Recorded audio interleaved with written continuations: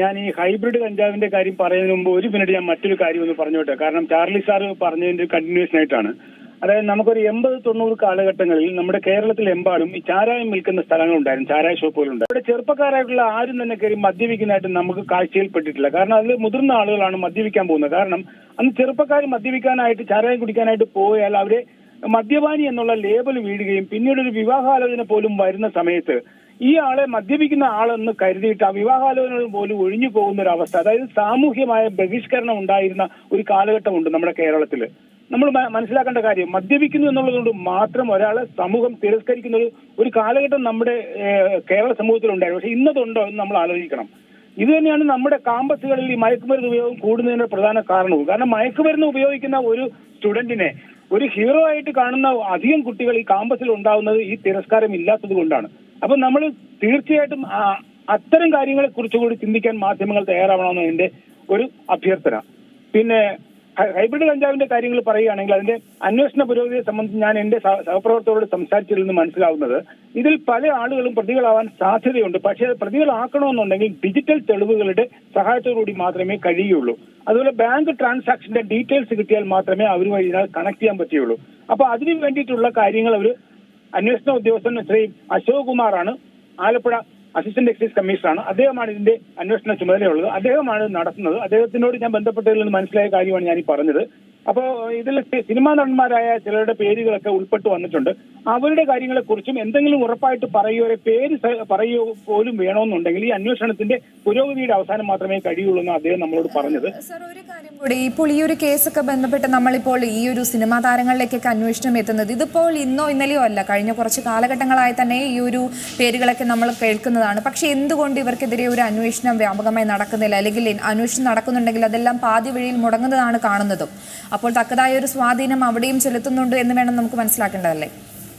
സ്വാധീനം ഉണ്ടാവാം, അതില്ല നമുക്ക് പറയാൻ കഴിയില്ല. കാരണം സിനിമാ താരങ്ങൾ എന്ന് പറഞ്ഞാൽ സമൂഹത്തിലെ ടോപ്പ് എൻഡിൽ വരുന്ന ആളുകളാണ്. അവർക്ക് തീർച്ചയായിട്ടും സ്വാധീനം ചെലുത്താൻ കഴിയും. പക്ഷെ ഇവിടെ അതല്ല പ്രസക്തമായ കാര്യം. കാരണം നമുക്ക് ഒരു ആളിനെതിരായിട്ട് ഒരു സാധാരണക്കാരനാണെങ്കിൽ പോലും ഒരു കേസെടുത്തിട്ട് അയാളെ കണക്ട് ചെയ്യണമെങ്കിൽ തീർച്ചയായും കോൺക്രീറ്റ് എവിഡൻസ് ഇല്ലാതെ ഒരു അന്വേഷണ ഉദ്യോഗസ്ഥനും കണക്ട് ചെയ്തില്ല. കാരണം നാളെ ഇത് കോടതി വരുമ്പോൾ അന്വേഷണ ഉദ്യോഗസ്ഥൻ സമാധാനം പറയേണ്ടി വരും.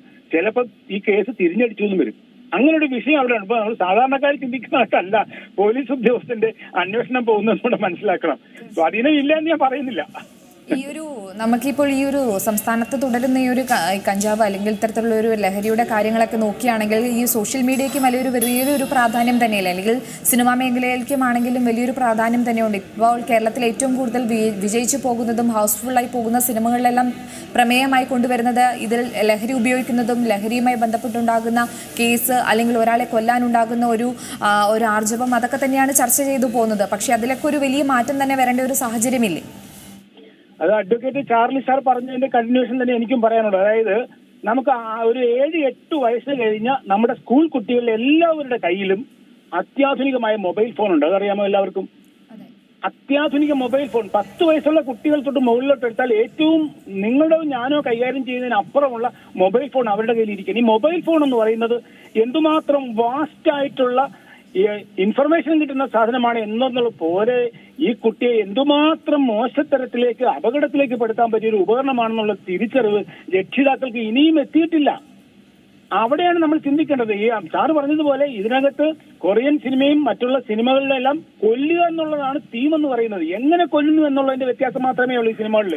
മാത്രമല്ല വീഡിയോ ഗെയിമുകൾ ഞാൻ ട്രെയിനിലിരുന്ന് കണ്ടിട്ടുണ്ട്. 2 വയസ്സ് 5 വയസ്സുള്ള കുട്ടികൾ ഈ ട്രെയിനിലിരുന്ന് മൊബൈലിൽ കളിക്കുന്ന മൊത്തം വെടിവെച്ച് കൊല്ലുന്ന വീഡിയോസ് കാണുന്നു. അപ്പോൾ ഈ കുട്ടികൾ വളർന്നു വരുമ്പോൾ 15-18 വയസ്സാകുമ്പോൾ അവരുടെ മനസ്സിൽ മൊത്തം കില്ലിംഗ് ആയിട്ടുള്ള സംഗതികളാണ്. മാത്രമല്ല നിങ്ങൾ +2 ഉള്ള സ്കൂളിലെ കുട്ടികളുടെ അടുത്ത് നിങ്ങളൊരു 15 മിനിറ്റ് ഇരിക്കുകയാണെങ്കിൽ ഇവരുടെ സംഭാഷണത്തിൽ നിന്ന് കേൾക്കുന്ന വാക്കുകൾ പോലും കില്ലിംഗ് ആണെന്നുള്ള വാക്കാണ് വരുന്നത്. അവനെ കൊല്ലടാന്നാ പറയുന്നത്. ഒരു കുട്ടിയെ അടിക്കുന്നതിന് നമ്മൾ മുമ്പ് ഇടുക അവനൊരു അടി കൊടുറാന്ന് പറയുന്നത് കൊല്ലടാ അവനെ എന്നുള്ള വാക്കാണ് അവരുടെ വായിൽ നിന്ന് പുറത്തു വരുന്നത്. നിങ്ങൾ മനസ്സിലാക്കണം. സമൂഹത്തിൽ നമ്മൾ ശ്രദ്ധിക്കപ്പെടാതിരുന്ന ഒരു അപകടമാണ് ഈ കുട്ടികളുടെ മൊബൈൽ ഫോൺ ഉപയോഗം. ഇതിന്റെ ഒരു തിക്തഫലമാണ് നമ്മളിപ്പോൾ അനുഭവിച്ചുകൊണ്ടിരിക്കുന്നത്.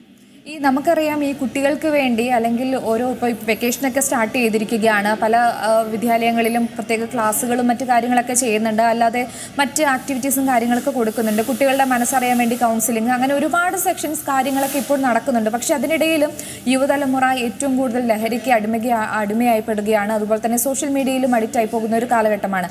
എങ്ങനെയാകാം ഇതിൻ്റെ ഒരു തിരിച്ചുവരവിന് സാധ്യമാണോ? കാരണം ഈ കൊച്ചുകുട്ടികൾ ഈ പാടത്തും പറമ്പത്തും ഓടിക്കിടക്കുന്ന പണ്ട് കണ്ടിരുന്ന ഒരു തലമുറയല്ല ഇപ്പോൾ ഉള്ളത്. അവർക്ക് പെട്ടെന്ന് ടാബ്, ലാപ്ടോപ്പ്, അല്ലെങ്കിൽ താങ്കൾ സൂചിപ്പിച്ച പോലെ തന്നെ വലിയ വലിയ ഫോണുകൾ, സ്മാർട്ട് ഫോണുകൾ ഉപയോഗിക്കുക, റീൽസ് കാണുക, ഗെയിം കളിക്കുക, ഇതൊക്കെ തന്നെ അവരുടെ വിനോദം. അതിലൊരു മാറ്റം കൊണ്ടുവരാൻ സാധ്യമാണോ? നമുക്ക് ഒരിക്കലും പഴയ കുട്ടികളെ തിരിച്ചു കൊണ്ടുവരിക സാധ്യമല്ല. അത് അസാധ്യമായ കാര്യമാണ്. ഇപ്പം നമ്മുടെ നാഷണൽ ഹൈവേയുടെ പണി നടക്കുകയാണ്. ഒരു വർഷം കഴിയുമ്പോൾ നാഷണൽ ഹൈവേ പൂർത്തിയാവും. അത് കഴിയുമ്പോൾ നമുക്ക് പഴയ നാഷണൽ ഹൈവേ ആയിരുന്നു നല്ലതെന്ന് വിചാരിച്ചാൽ തിരിച്ചു കൊണ്ടുവരാൻ പറ്റുമോ? അതുപോലെയാണ് കോൺക്രീറ്റ് ആയിട്ട് നമ്മുടെ കുട്ടികൾ മാറിപ്പോയി. അവരിനി പാടത്തും പറമ്പിലും കളിക്കുന്ന കുട്ടികളാക്കി മാറ്റാൻ പറ്റുകയില്ല. ചെയ്യാൻ പറ്റുന്ന അവരുടെ സ്വഭാവം ശരിയായ സംസ്കരിച്ച രീതിയിൽ വളർത്തിക്കൊണ്ടുവരാൻ എന്ത് ചെയ്യാൻ പറ്റുമെന്ന് മാത്രമേ ആലോചിക്കാൻ പറ്റൂ. അതിന് ഏറ്റവും പ്രധാനമായി രക്ഷിതാക്കളാണ് തുനിഞ്ഞിറങ്ങേണ്ടത്. അവരെക്കാണ് നമ്മൾ അവബോധം കൊടുക്കേണ്ടത്. ബോധവൽക്കരണം വേണ്ടത് രക്ഷിതാക്കൾക്കാണ്. ഏറ്റവും പ്രധാനമായിട്ട് ഒരിക്കലും ഒറ്റ കാര്യം മാത്രം പറയാൻ ഞാൻ, അതായത് കുട്ടികളോട് സംസാരിക്കുക, കുട്ടികൾ സംസാരിക്കുന്നത് കേൾക്കുക. ഈ രണ്ട് കാര്യങ്ങളാണ് നമുക്ക് നഷ്ടപ്പെട്ടു പോയത്.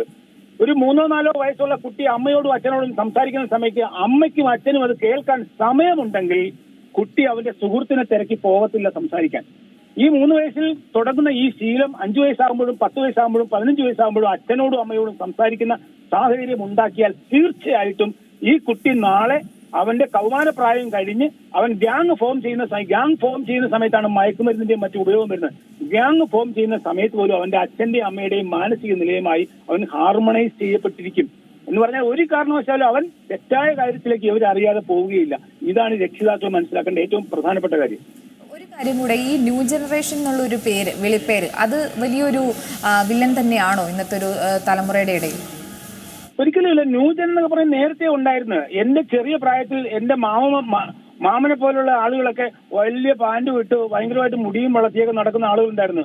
അവരുടെ കൂട്ടത്തിൽ ചിലർ മയക്കുമരുന്ന് ഉപയോഗിക്കുന്ന 1-2 പേരുണ്ടായിരുന്നു. പക്ഷെ വ്യാപകമായിട്ട് പരന്നിരുന്നില്ല. അവരെ ഹിപ്പികളെന്നാണ് വിളിച്ചിരുന്നത്. അറിയാവുന്നതല്ലേ, ഹിപ്പികൾ എന്ന് പറയുന്ന ഒരു കൂട്ടം ചെറുപ്പക്കാർ കേരളത്തിൽ ഉണ്ടായിരുന്നു. പക്ഷെ അത് വളരെ ന്യൂനപക്ഷമായിരുന്നു, അത് പരന്നു പോയില്ല. പക്ഷെ ഇവിടെ അതല്ല. ഇവിടെ ന്യൂജൻ എന്ന് പറഞ്ഞാൽ മാത്രമേ നമുക്ക് അസ്തിത്വമുള്ളൂ ചിന്തിക്കുന്ന യുവജനങ്ങൾ ഉള്ളതുകൊണ്ടാണ് ഇത് വ്യാപകമായി കുട്ടികളിൽ പരന്നു പോകുന്നത്. ഏറ്റവും പുതിയ വാർത്തകളും വിശേഷങ്ങളും വിരൽ തുമ്പിലറിയാൻ സീ മലയാളം ന്യൂസ് എല്ലാ ഡിജിറ്റൽ പ്ലാറ്റ്ഫോമുകളിലും ലഭ്യം.